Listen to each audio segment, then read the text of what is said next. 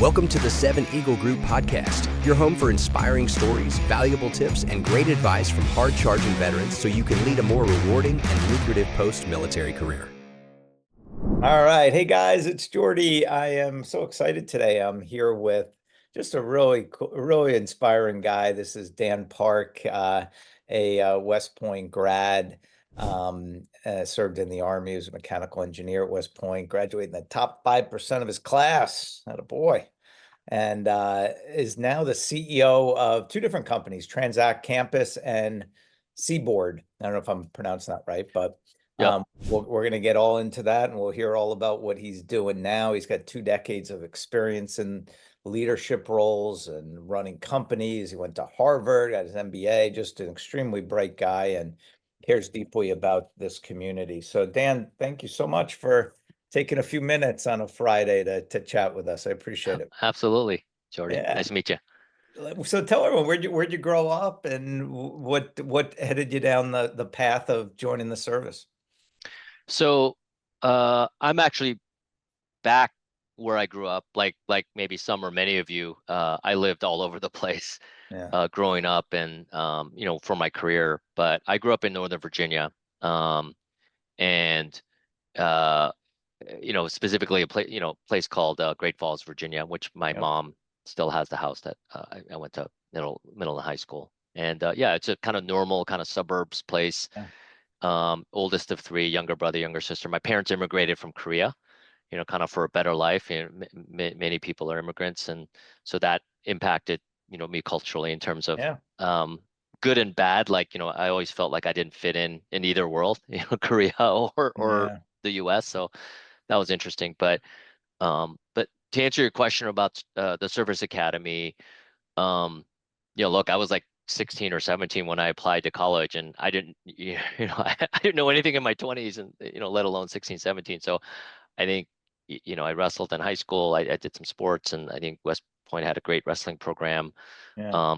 The military, there's mandatory military service in Korea, so I think the military is kind of well regarded in that Well, country. yeah. So my parents Yep. were excited about that and the prestige from that. And yeah, it's a scholarship, it's a full ride. And so my parents are middle class, and they're like, hey, this is a great Oh. way to get a good education and get paid Yeah. for. So I had fortunately blessed to have a choice of a few different places where I can go to college, got in and got into West Point, and yeah, visited, and yeah, rest is history. Great. That's awesome. Talk a little about it. What was the military experience like for you? What are some things you look back now that you really enjoyed? And Yeah, military does not run in my family. So other than visiting that one time before I made the decision to campus, I mean, I didn't have a lot of exposure.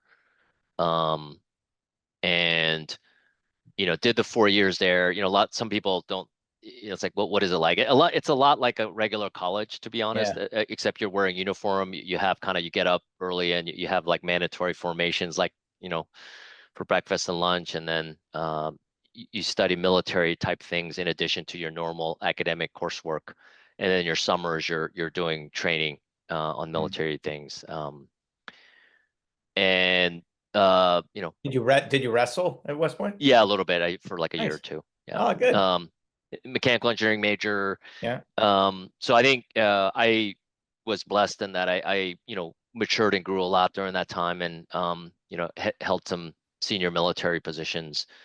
And so I think West Point's philosophy is you have to before you become a great leader, you have to be a great follower and, Yeah. and a great teammate. And they certainly start from the bottom and go all the way up. So that was good. Graduated. I was an engineering officer, so went to officer basic course in Fort Leonard Wood, or as they call it, Lost in the Woods, Missouri, Fort Lost in the Woods, Missouri, um, outside Springfield or Columbia, Missouri, or Springfield, sorry. And went to Ranger School, so wanted to get tabbed.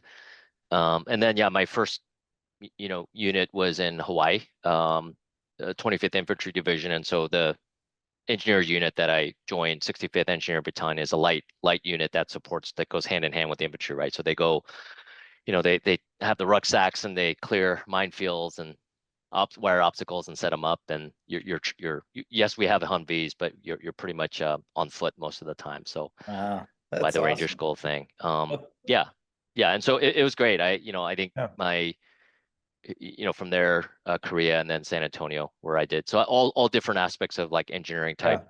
tasks, and they're all a little different. And um, I still fondly remember those days, so Good miss for them. you. Well, thank you for your service. So talk a little bit about your transition. What was that like? What career path did you think did you feel would be best for you?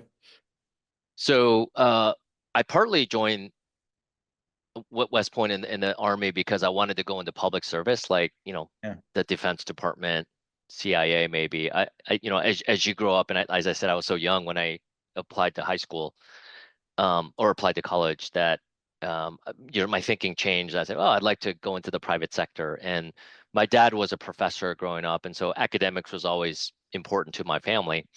And hey, why don't you go get a master's of business? And so um, I did that.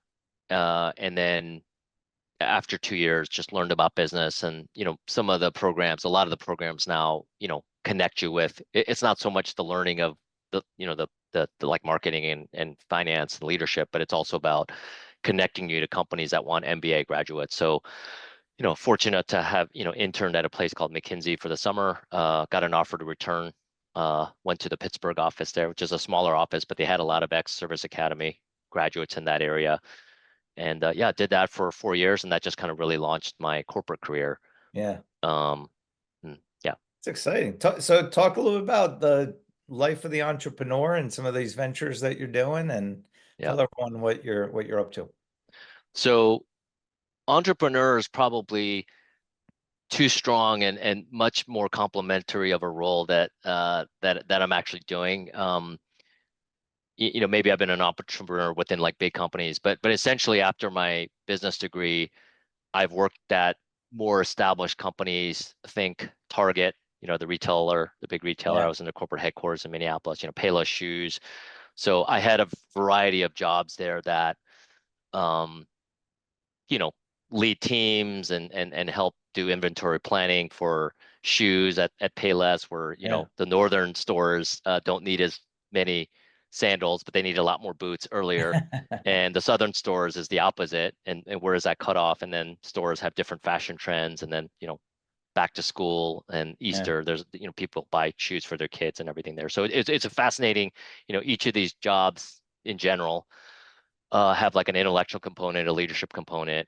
So I love that. And then, my wife and I, we were living in Kansas City, and we were thinking about having kids, and we didn't have family there. So it's like, well, let's go to the East Coast or West Coast. And we, made it this, applied and fortunate to get an offer with Amazon, and that's based in Seattle, Washington. We had wanted to live out in the Pacific Northwest, and went there in 2010, 2011, back when it was like a small, 10 billion dollar revenue company, right?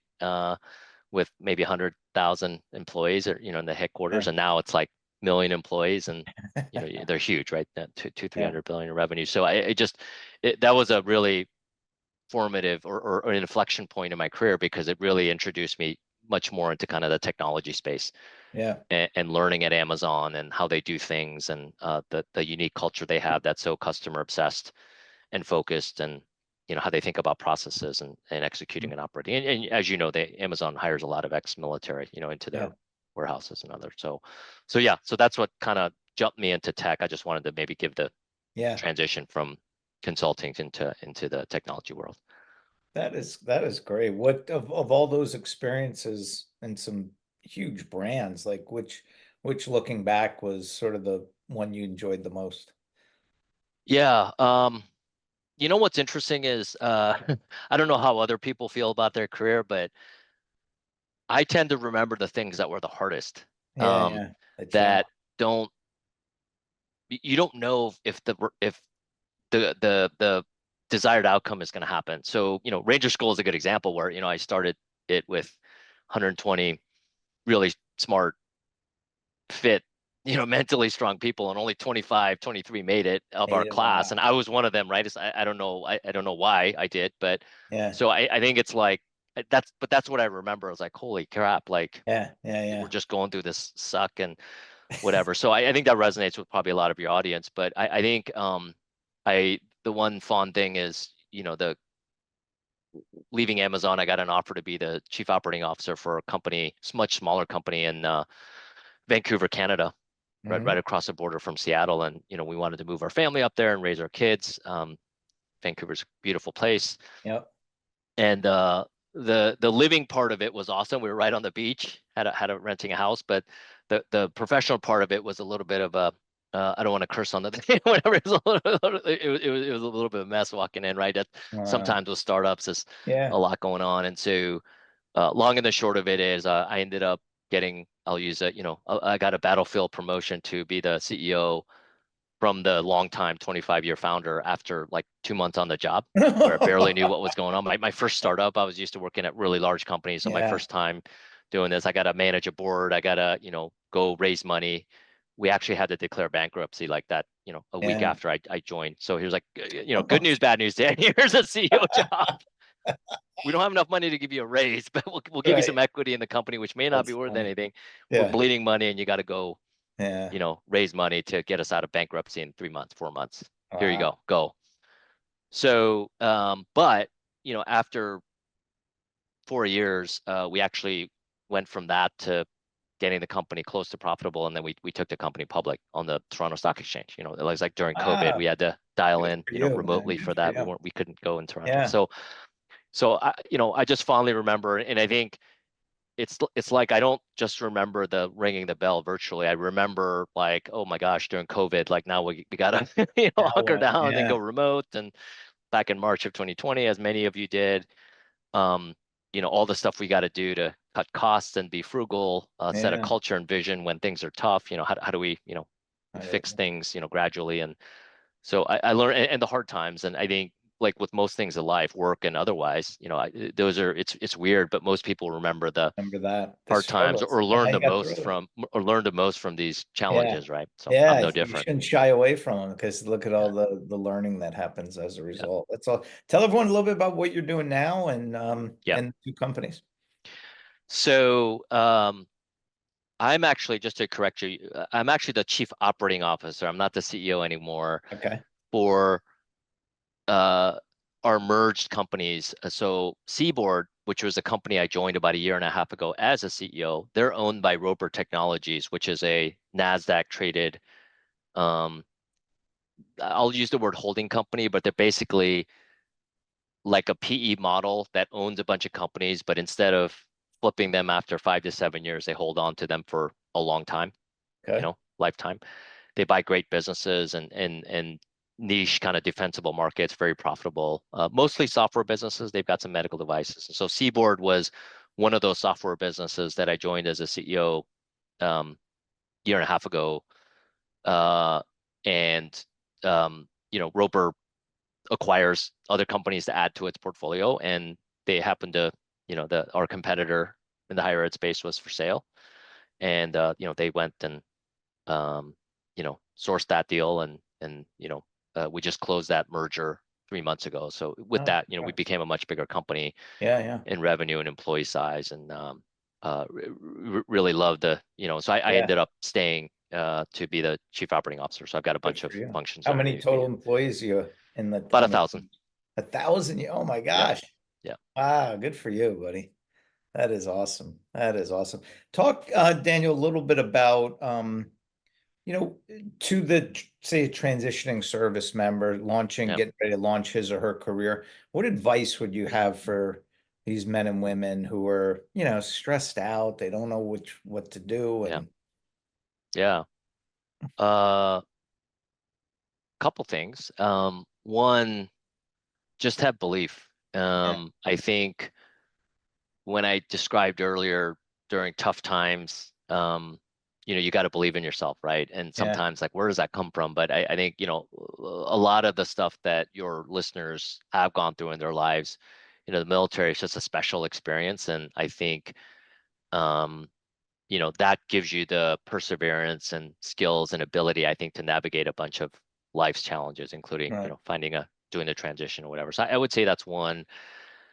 that helps. Two, lean on, have a support system, right? Whether it's family or whether it's friends or whether I know there's organizations out there that do that, sounds like this.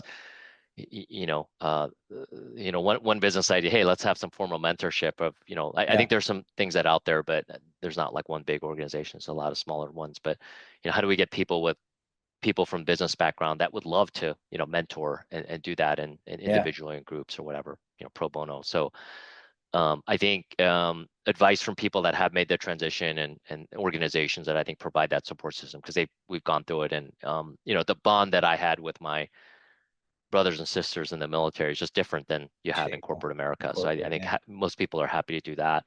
Yeah. And then finally, what helped me was I went to graduate school where it was my first, it's like I didn't know that much about business. I went to military college, and so and I didn't really work in high school. I was a bit sheltered that way, so I learned a lot about between the internships and getting exposed to all these classmates that worked at banks and GE and Alcoa and all these companies.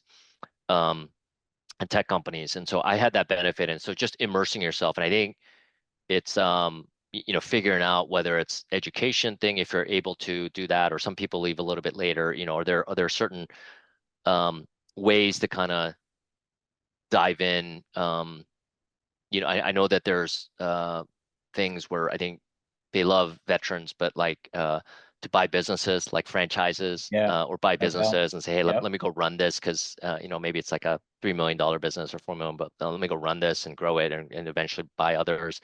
And there's a lot of loans and other things that that are out there to kind of do that. Some people buy houses and rental and flip that and or just rental. So I think there's like all these like entrepreneurial type thing. That's why you said when I'm an entrepreneur, I don't think so, because those are the true entrepreneurs. And there's 27 million businesses out there, and a lot of them are one or two people businesses, right? Husband wife team or just friends doing it. And one story is the startup that we bought, the startup that I was running in it was decent size in Canada, the one that we took public. It was in the flooring space, and we were buying kind of flooring wholesalers that sold to businesses, to contractors and stuff. And so they compete with like the Home Depot and the Lowe's of the world, but more niche wholesalers. And, we were looking at buying businesses ourselves. So we bought a couple, and some of these, they grew from just a few friends in Harrisburg, Pennsylvania, starting something. They grew from zero to like a $50 million business in revenue. Crazy. And I know people can do it. Now they started it in like their late 20s and stuff, but I think there's businesses out there that you can buy that they just don't have successors. Like their maybe parents and their kids don't want to do that, and they're out there to buy, or smaller businesses you can get, or something you want to start. And it's risky sometimes, and it takes financial capital, so it can be scary. But bet on yourself, and when you go through and even not succeed a few times, like I've done in my career, I think it helps you for the next opportunity, right? And if you can kind of manage that risk a little bit financially and some otherwise, and start small, if you want to start your own business, I think I would bet on, like, I'd invest in someone if from the military, absolutely. So that's great, good advice, man. And last question, Daniel, if you're talking to other business owners out there, or CEOs or hiring authorities, what would you tell them if they haven't experienced military talent on their teams? Like, what does a vet bring to the table? How can he or she make their company better? Yeah, great question. I was a proponent of that at Amazon and some of the other places where we worked. I would say, they're hungry. I think people, it's obviously there's a range, but I think people that go into the military tend to be selfless and are doing it for some greater purpose, right? They're making some money, but they're traveling all, in different places and duty stations and making sacrifices, and sometimes doing the work that other people don't want to do, to be honest. And I think that loyalty and selflessness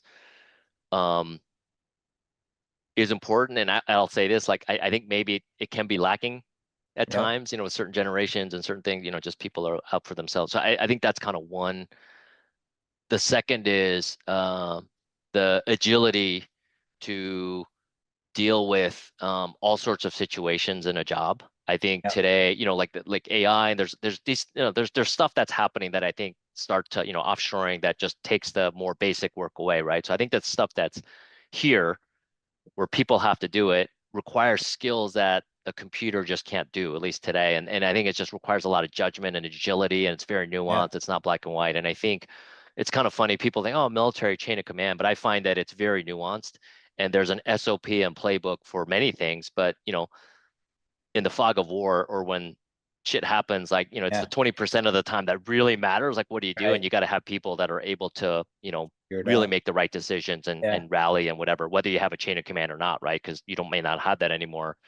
And I think that's what differentiates why our military is so much. I mean, maybe I'm biased, but so much better than other militaries around the world, where it's just you got a general and everyone's following them, and once they're gone, you cut the head off, and Yeah. that's it, right? And so I think our military is much more decentralized, at least the modern military. Yeah.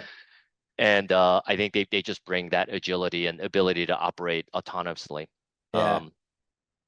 So I would say those things. And then a lot of people in the military, I would say, what's interesting is there's a lot of there's a lot of applicability to business, where they may be in supply chain and procurement, and they're managing like a freaking $50 million budget, right?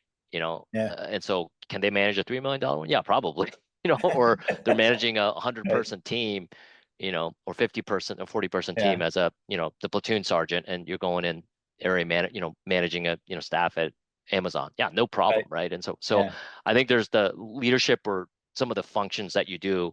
It's just a matter of translating that on your resume and being able to verbally translate that. And I think there's all sorts of organizations out that can help you, With that, translate that that's experience. awesome, man. Such great advice, man. Daniel, I can't thank you enough, man. You are an impressive guy. I truly respect what you've done in your career, and all the great work you're doing in the tech world. And thank you for your desire to give back and share some of your experiences with Yeah, the and thank you for doing this. I mean, military. I've done it once, but you're doing this multiple times over. So good Hey, on you're you. welcome. No, it's my pleasure. I absolutely love it. Daniel, thank you so much. Take Cheers. care.